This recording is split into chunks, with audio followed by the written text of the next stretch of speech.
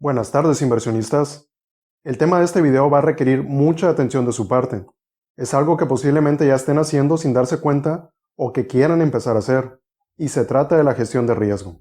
Algo que les pudiera sonar a diversificar, pero no es lo mismo.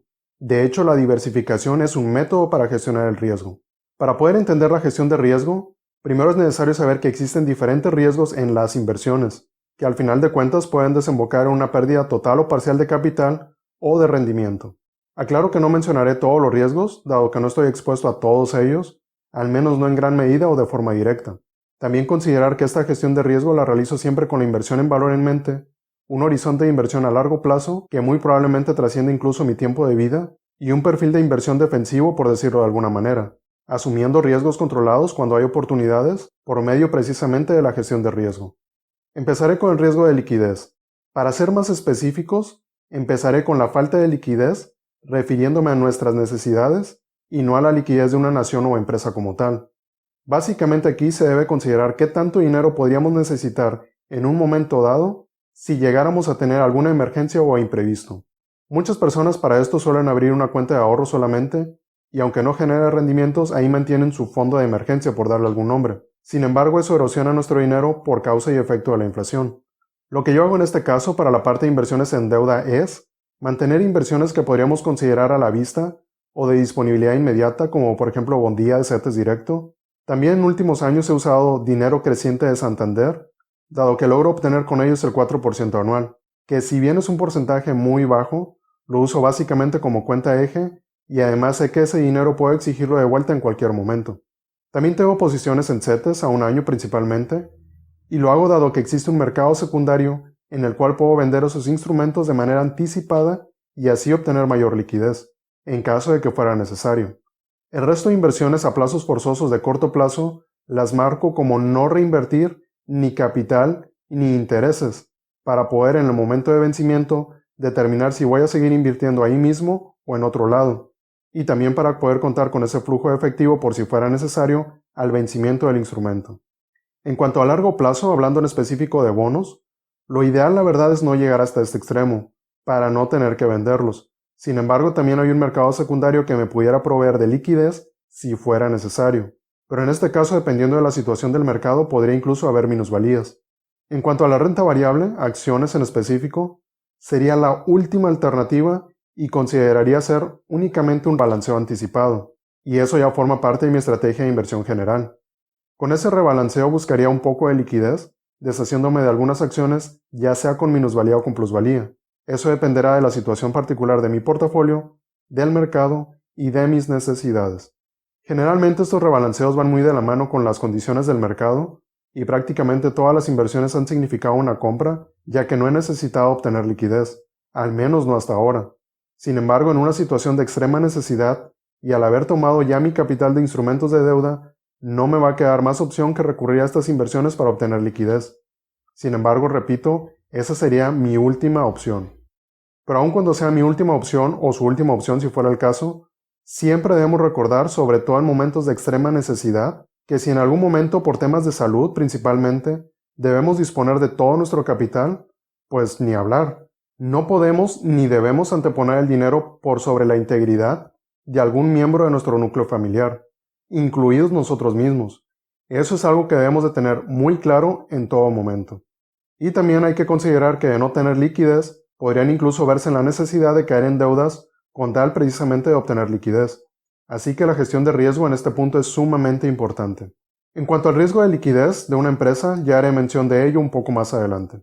Un riesgo más que está sumamente relacionado a la liquidez es la pérdida de oportunidad. Esto es perder la posibilidad de invertir en una buena oportunidad que el mercado dé, ya sea para invertir en deuda o en acciones, por no tener liquidez principalmente. Por ejemplo, si invierten un gran porcentaje de su capital en bolsa y en algún momento esta llega a tener un colapso y quieres comprar buenas empresas, no vas a poder hacerlo si para ello no cuentas con liquidez. Entonces estarías perdiendo la oportunidad de adquirir acciones de buenas empresas con un magnífico descuento. Y las inversiones en deuda no se quedan atrás con este tema. Si bien al menos aquí en México al invertir en bancos y en SOFIPOS se tiene una cobertura, ya saben, el IPAB y el seguro de los SOFIPOS, esto no quiere decir que te van a devolver tu dinero al día siguiente.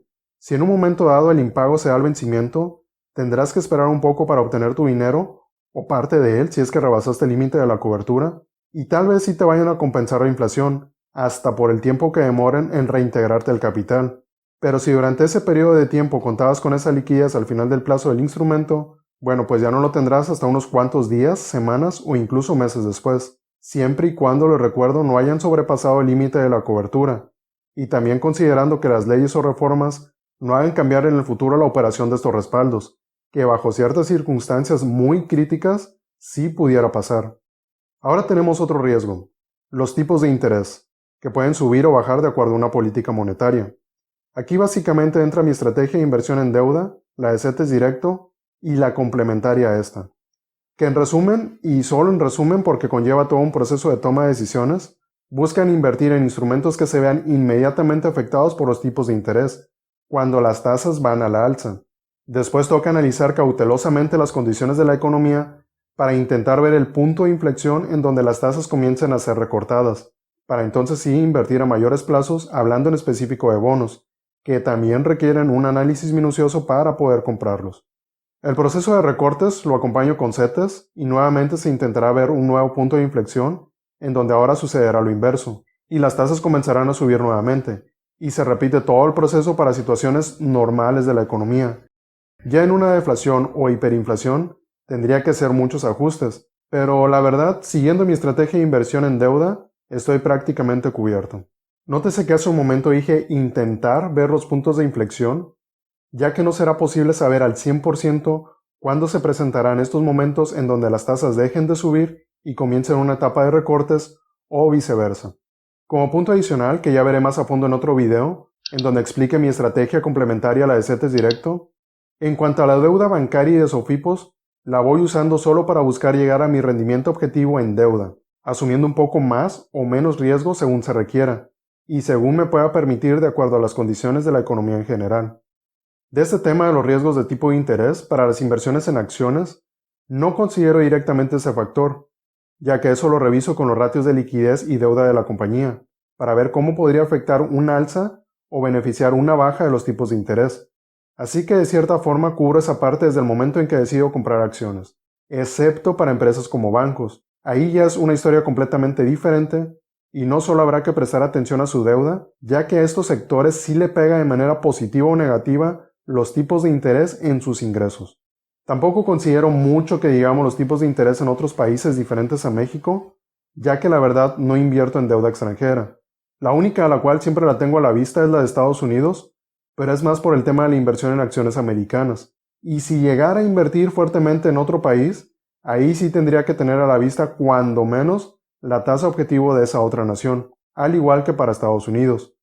Pero la verdad no creo que pase, al menos no en el corto plazo. También hay otro riesgo que va a estar fuertemente relacionado con el anterior, y es el riesgo crediticio, que básicamente reflejará el riesgo de impago de una obligación. Dado que no invierto en deudas soberanas más que en la de México, no me enfoco mucho en este riesgo, al menos no a nivel de naciones, excepto para México, claro está.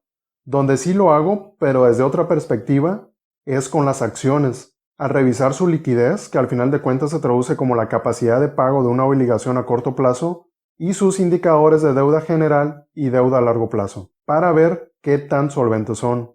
Y aquí, nada más para aclarar, tampoco es como que solo invierta en empresas con excelente liquidez y buenos indicadores de deuda, pero si no cuenta con esas bondades, por así llamarles, al menos sí busco que estén tomando cartas en el asunto, recortando gastos, haciendo pagos de deuda, que dejen de repartir dividendos, etc. Y obviamente también con la idea en mente que sería una inversión arriesgada, ya que la empresa podría caer en insolvencia y por ende en bancarrota. En cuanto a la parte de inversiones en deuda, en específico bancos y SOFIPOS, dado que cuentan con coberturas aquí en México, no les presto mucha atención que digamos. Lo que sí es hago es revisar que las leyes y reformas no vayan a cambiar las reglas de operación de esas coberturas. Además siempre manejo un margen de seguridad para las SOFIPOS principalmente, ya que son las que tienen una cobertura menor a la de los bancos, y siempre busco no superar más del 50% de la cobertura, sobre todo por si en algún momento la UDI baja, no estar excediendo el límite. Sé que el 50% podría ser exagerado, muy bajo tal vez podrían decir, pero es un límite que la verdad no me quita el sueño durante las noches. Además, como la UDI por lo general aumenta por el tema de la inflación, mi monto de participación también lo hará en consecuencia, principalmente reinvirtiendo capital e intereses generados, ya saben, por el tema del interés compuesto. En cuanto a los bancos, dado que la cobertura del IPAB es muy alta, la verdad no le presto mucha atención ya que hay margen de sobra. Ahora, también tenemos otro tipo de riesgo que es por tipo cambiario. No invierto en el mercado de divisas, así que no estoy directamente expuesto a este riesgo. Sin embargo, al invertir en empresas que tengan operaciones en diferentes países con divisas también diferentes, el riesgo cambiario estará presente. De hecho, en el estado de resultados veremos una partida precisamente para ganancia o pérdida cambiaria. Aquí voy a hacer mención de otro concepto, el concepto de bursatilidad, que nos va a llevar de regreso al riesgo de liquidez. La bursatilidad es básicamente la liquidez de una acción para comprar o vender. Entre más bursatilidad tengan los títulos de una emisora, más liquidez habrá en el mercado, y más fácilmente podremos en este caso vender títulos, cuando es necesario obtener liquidez por cualquier razón. Si tiene menor bursatilidad, será más complejo vender, y esto no solo está relacionado a cubrir necesidades o imprevistos, también está directamente relacionado al riesgo de pérdida de oportunidad, ya que si quieres desinvertir para obtener liquidez y pasarlo a otra empresa porque no cuentas con efectivo en mano o por cualquier otra razón, entre menos bursátil sea una empresa, más riesgo de no desinvertir a tiempo tendrás y por ende podrías perder oportunidades. Nada más ojo aquí, no digo que sean malas las empresas de baja bursatilidad, de hecho a mí me gusta invertir en algunas de ellas, porque por lo general la parte controladora está en manos de familias o manos fuertes de inversionistas, a quienes obviamente no les conviene que la empresa se vaya a pique, ya que debemos recordar que no solo estamos comprando papelitos, por así decirle, que suben y bajan de precio, estamos comprando partes de empresas. Pero bueno, otro riesgo más es el de apalancamiento. Sin embargo, dado que no estoy expuesto a él, no tengo una estrategia de gestión de riesgo. Ese riesgo está asociado a aquellas personas que compran o piden prestado dinero para invertir, en específico en acciones, aunque también suele usarse para bonos, opciones y futuros. Y aquí solo para hacer la observación, no estoy considerando negocios, emprendimientos o similares en donde muy probablemente sí se requiera algún crédito, pero la verdad eso ya es cosa diferente. Como podrán ver, riesgos hay muchos, por lo que no solo nos debemos enfocar en que podemos perder dinero. En lo que sí nos debemos enfocar es en hacer una correcta gestión de riesgo, para entonces sí evitar en la medida de lo posible tener pérdidas, que obviamente las habrá, pero sin una correcta diversificación, sin la apropiada gestión de riesgo, y si tampoco invierten en valor, los parámetros de riesgo no estarán controlados o al menos no seremos conscientes de estos riesgos, y por ende la pérdida de dinero sería mayor, recordando que al final de cuentas es lo que buscamos, reducir, controlar o si se puede evitar perder dinero. Puede haber otros riesgos por zonas donde se pueda suscitar alguna posible catástrofe natural, donde puede haber problemas de salubridad, sociales, políticos, geopolíticos, entre otros, pero dado mi portafolio de inversión hasta ahora, no estoy directamente expuesto a ellos. Por ende no tengo un esquema de gestión de riesgo muy estricto en esos aspectos. Solo soy consciente de que bajo ciertas condiciones muy extremas me podría afectar. Por ejemplo, sé que el tema del coronavirus en este 2020 está provocando severas afectaciones en buena parte de Asia. Pero dado que no invierto en esa región excepto por Israel, realmente no me ha afectado mucho. Pero sé de antemano que si la situación se sale de control aún más de lo que ya se salió, en un caso muy extremo me afectará sí o sí, principalmente a mis inversiones en acciones, y tendré que establecer un margen de actuación acorde a esa situación o cualquier otra que se salga de lo común o de los parámetros normales. La única gestión de riesgo que aplico aquí es no caer en pánico, estar bien informado de lo que acontece en el mundo, y aunque se escuche mal, estar preparado para cualquier oportunidad que se presente, principalmente con liquidez. No sé si ya se dieron cuenta, pero para mí la liquidez es muy importante. También busco no caer en ansiedad por factores que básicamente no dependerán de mis conocimientos, puesto que son factores que entran en la categoría de los imponderables. Y lo más que puedo hacer son esos medios de prevención que si bien son cualitativos, es lo más realista que se puede hacer. Podría parecer muy activa mi gestión de riesgos, pero la verdad no lo es tanto. Al principio tal vez sí lo vaya a hacer para ustedes, como también lo fue para mí en un inicio, pero hay un punto en donde conoces tan bien tu portafolio y todas las inversiones que lo componen, que no hay necesidad de estar todo el día al pendiente de la gestión de riesgo, como si de una red social se tratara. Obviamente todo esto va más allá de lo explicado en este video, y se relaciona con algo muy importante que se llama círculo de competencia, que es básicamente conocer en lo que invertimos y sobre todo entender en lo que estamos invirtiendo. Si no conocen su círculo de competencia, o como diría Charlie Munger, Si ni siquiera conocen los límites de este, ahí sí será casi un hecho que tendrán que estar pegados día y noche a sus inversiones, y más si tampoco entienden en lo que están invirtiendo. Sé que ha sido muchísima información, intenten asimilarla lo mejor que puedan, y ya saben, si tienen alguna duda de esto o cualquier otro tema, sea que lo hayan visto en este canal o en otro, no duden en comentar o contactarme vía Facebook o correo. Tampoco olviden suscribirse y dar clic en la campanita si es que aún no lo hacen, para que no se pierdan ninguno de los videos que subo al canal. Tampoco olviden dar like y compartir a este video para poder llegar a más personas a quienes esta información les pueda ser de interés o utilidad. Eso es todo por ahora. Gracias por ver. Hasta luego.